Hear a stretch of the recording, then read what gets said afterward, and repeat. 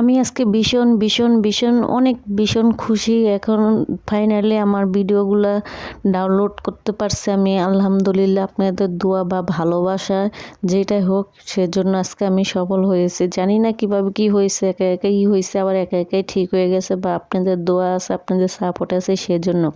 Hello everyone, কী অবস্থা? আশা করি সবাই ভালো আছেন, আমিও ভালো আছি। আজকে আমি লাউ শাক ভাজি করব, আমার খুবই পছন্দের লাউ শাক ভাজি, সেটা আজকে করবো। আর শীতকালে লাউ শাক ভাজি তো অনেক ভালো লাগে, আর যেহেতু থাকে নতুন আলু, যেহেতু আমার পছন্দের একটা তরকারি, খুবই পছন্দের নতুন আলু। আমার পুরান আলু আমি একদম পছন্দ করি না, নতুন আলু আমার অনেক ভালো লাগে। তো ফাইনালি শাকগুলো চুলার উপরে, কড়াইয়ের উপরে দিয়ে দিছি, দিয়ে এখন পরিমাণ মতো কাঁচামরিচ লবণ দিয়ে ভালো করে শাকগুলা সিদ্ধ করে নিব। এই লাউ শাক ভাজি গরম গরম ভাতের সাথে, আর যদি বেগুন ভাজা হয় বা ডিম ভাজা হয়, তাহলে খেতে তো অনেক ভালো লাগে, তাই না? আমার কাছে তো একের অস্থির লেভেলের একটা ভালো লাগা কাজ করে গরম গরম ভাতের সাথে। আজকে তো আমি কী করব, যেহেতু আমি একলা একটা মানুষ, ব্যাচেলর মানুষ বলতেই পারেন, যেহেতু আমার কোনো ব্যাঙের যেমন কোনো সর্দি কাশি নেই, আমার তো এরকম মানে ডাইনও কোনো কিছু নেই, পিছনেও কিছু নেই। আমি একটা মানুষ, একটা তরকারি রান্না করে আমি দিব্যি খেয়ে উঠে যেতে পারি। আর যদি আরেকটা মানুষ থাকে, তার জন্য সেটা টেনশন থাকে যে কী রান্না করব, কী করব, সে কী খেতে ভালোবাসে, কোনটা পছন্দ করবে, সেগুলো টেনশন করতে করতে দিন চলে যাবে।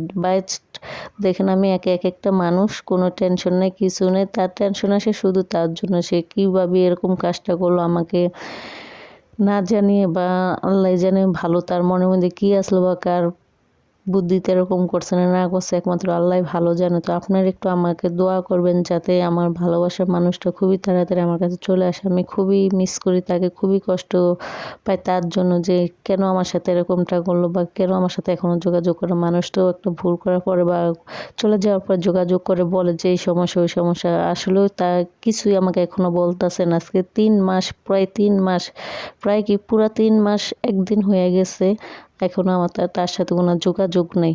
আমি খুবই চেষ্টা করি, আমি তারা প্রতিদিনই ফোন দিই, কিন্তু তখনও দেখি ফোন বন্ধ করে রাখছে, মানে সিম চেঞ্জ করে ফেলাইছে আমার জানা মতে। যেটা না হলে একটা মানুষ তো সবসময় এরকম বন্ধ করে রাখতে পারে না, তাই না? তো যাই হোক, অনেক কথা বলে ফেলাইছি।